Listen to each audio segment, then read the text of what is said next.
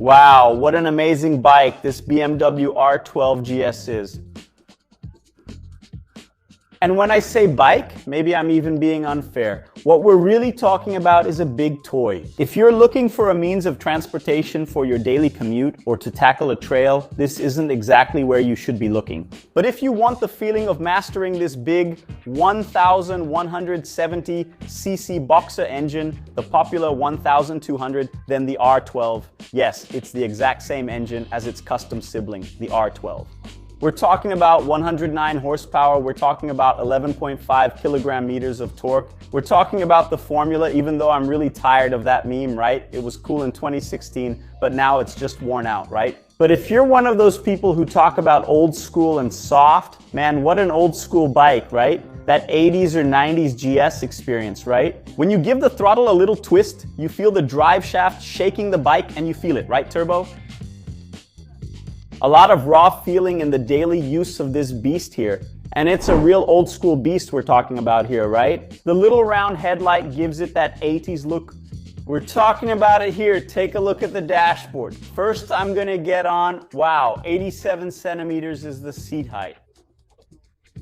Man, this isn't a bike for short guys, no. Of course, if you're shorter, you can still ride a bike like this. There are several ways for shorter people to manage taller bikes. You can find videos online if you're interested. But even so, I don't recommend that your regular use bike be one that's not compatible with your height. Here, I strongly recommend that you consider this bike as a regular use bike if you're at least 1.75 meters tall or taller. But take a look here first, some things from BMW, right? This mirror here is the same as the one on my G310 GS from around 2016 or 2017 or something like that. But is there anything more old school than this dashboard here? Analog speedometer, no TFT screen, nothing. We do have riding modes, right?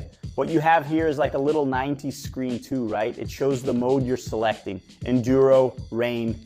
Right, to control the power more. And road, which is what we're going to use today, out on the road. And now turn up the volume because I'm going to wake up the beast here. Check this out.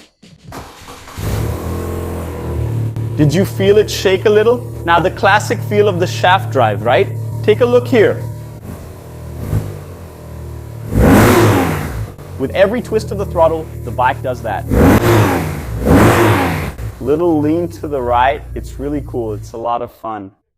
But when you're lane splitting in São Paulo at low speeds on this beast here, right? Which has the boxer engine here. It's about 80 centimeters wide, I'd guess. At low speeds, when you slip the clutch a little in traffic, sometimes it goes oops. It pulls you to the side, makes you brush the mirror if you're not careful, and at 106,000 rays almost, right? We're talking about an expensive toy, not just expensive in the world of off-road bikes. After all, we're talking about a real old school bike here. It has its downsides and its upsides, right?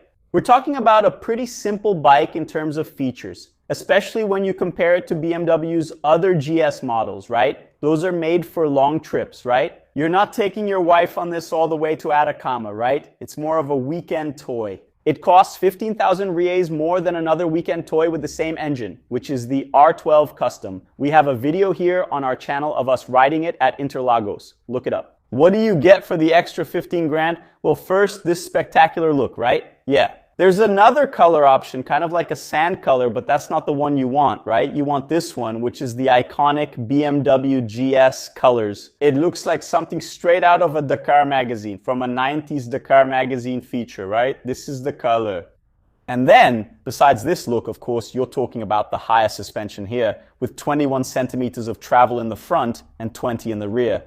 Spoked wheels, right? Dual-purpose tires, 21-inch spoked wheel in the front, 18 in the rear, the Brembo brakes. On the regular R12 you have them. So, actually, these are two bikes with the same very classic concept, but here you're taking that formula and bringing it to off-road, right?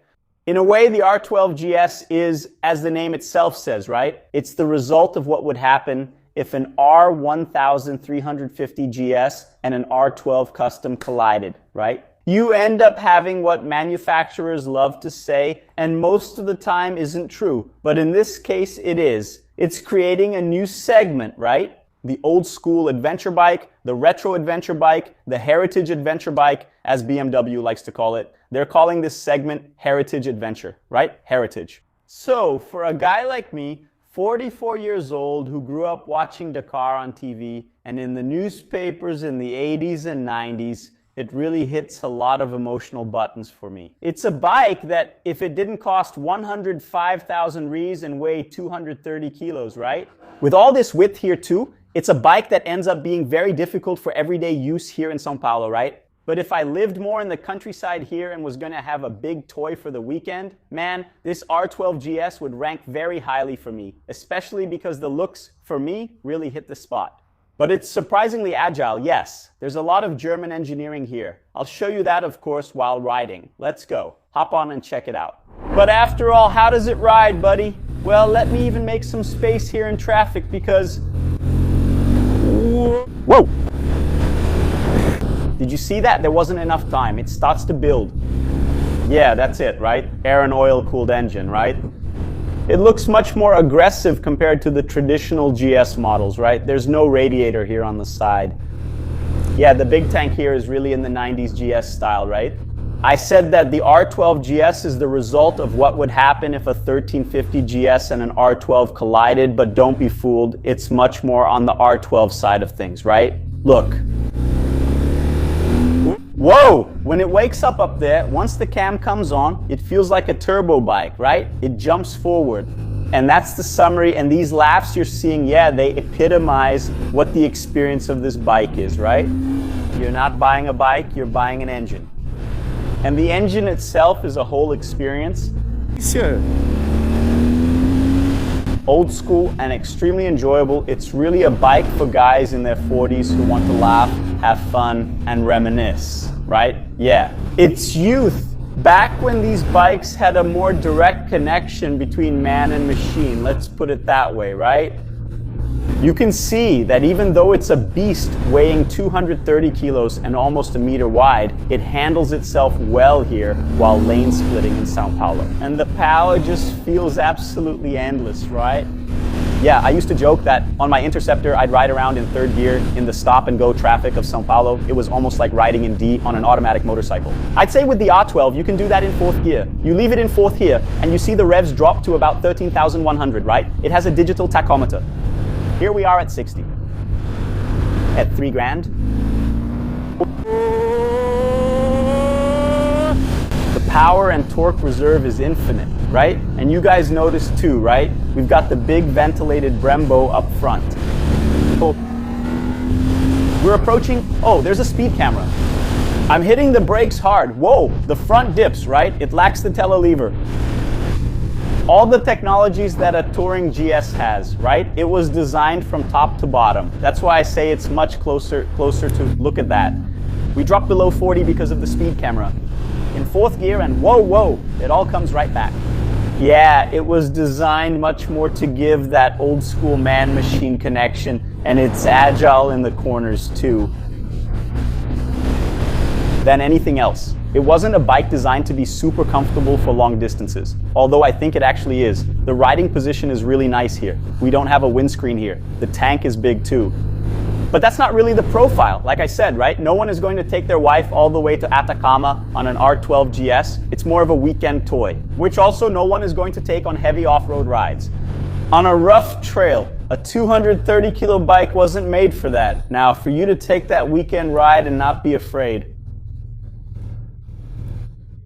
if that little weekend ride also includes a dirt road. Power! I can't imagine a more fun and entertaining way to have this short weekend experience than with this R12 GS. I just wouldn't use this bike as my daily ride here in São Paulo. For 2 reasons. First, it's the price, right? It's expensive for a big toy, right? Did you see that? It even locked up the rear a little. That was my aggressive downshift for the speed camera. It's the price, right? It's very expensive for a toy. I'm not saying it's not worth it, it's just very different and exclusive. But I don't have that much money. Yeah, and secondly, for me, the motorcycle isn't just a toy, right? I really use it a lot in São Paulo, and, well, it's a really big beast, you know? When you have to maneuver it at a red light on Faria around 7 at night, you're going to have a hard time. Even more with this big boxer engine here on your shin, right? Yeah, making it even harder, not just the big boxer engine here, right? Look how it hits my shin right here. Yeah, it reduces your mobility, but also the height of the bike, right? It's a pretty tall bike. And on the asphalt, on São Paulo's anything but smooth roads, right? There are a lot of slopes on the sides, a lot of potholes. Before you know it, in a low-speed maneuver you have to make, you feel how much the front dives under braking. I still laugh every time I brake. Yeah, you might end up being surprised, right? You lose a little bit of footing on such a tall and heavy bike. In São Paulo traffic, the chance of getting a little scare is a bit higher than what I'm comfortable with. And only those who have done this crazy thing of using a big heavy bike every day in São Paulo know what I'm talking about. Let me take our secret shortcut here to escape the little traffic jam in the square. Look at this one, for example. Look how steep this slope is. It makes the ground now, relative to my right foot, for example, much farther away than it is from my left foot, right? See how my left foot plants firmly and my right foot needs to stretch because the street is like this, right? Brazilian civilization still hasn't mastered certain ancient technologies like asphalt and road drainage, right? That's why we do this, look, to squeeze past this bus. Forget it, as the often very annoying narrators from KCTV would say. Yeah, I'm making fun of KCTV, but the truth is KCTV isn't for me, right? I'm just too old to watch that kind of thing. I'm a journalist, I like old school journalism, you know? With people on the scene, with information, with everything, things that the internet era doesn't really care about that much anymore. But anyway, that's it. End of this aside. It's really a tough motorcycle for you to use in daily life in São Paulo, but as a big weekend toy. And if you have a spacious garage and a deep pocket to own more than one motorcycle, well then, my friend, no doubt it's one of the coolest choices as a fun bike for occasional use. And remember, right?